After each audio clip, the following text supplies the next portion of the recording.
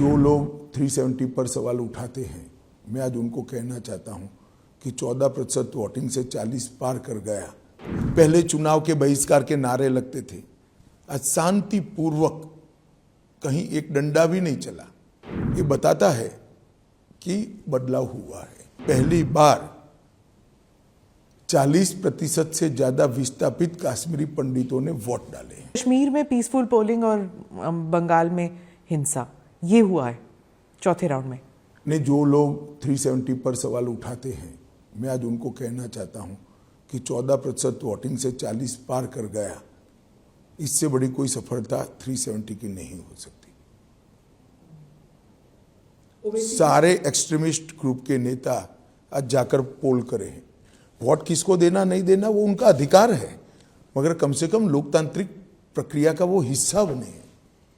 पहले चुनाव के बहिष्कार के नारे लगते थे, आज शांतिपूर्वक कहीं एक डंडा भी नहीं चला, एक भी रैगिंग नहीं हुई और धैर्यपूर्वक किसी भी दल का कोई फरियाद नहीं है, धैर्यपूर्वक पोलिंग हुई।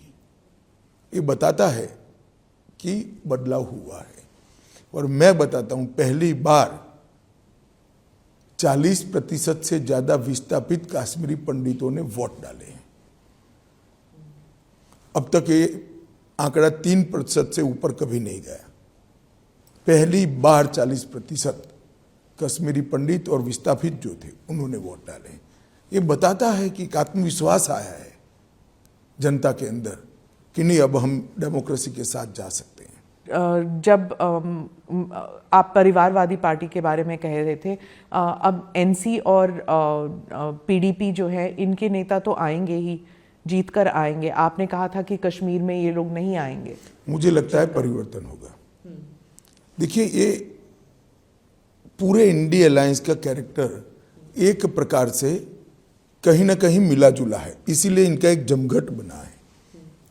सारी पार्टियां परिवारवादी हैं, सारी पार्टियां कहती हैं हम 370 वापस लाएंगे, सारी पार्टियां कहती हैं कि हम ट्रिपल तलाक चाहते हैं, सारी पार्टियां कहती हैं कि हम यूसीसी का विरोध करेंगे, सारी पार्टियां सीएए का विरोध करती हैं और सारी पार्टियां भ्रष्टाचार में आकंठ डूबी हुई हैं। तो इंडिया अलायंस का एक कल्चर कॉमन है।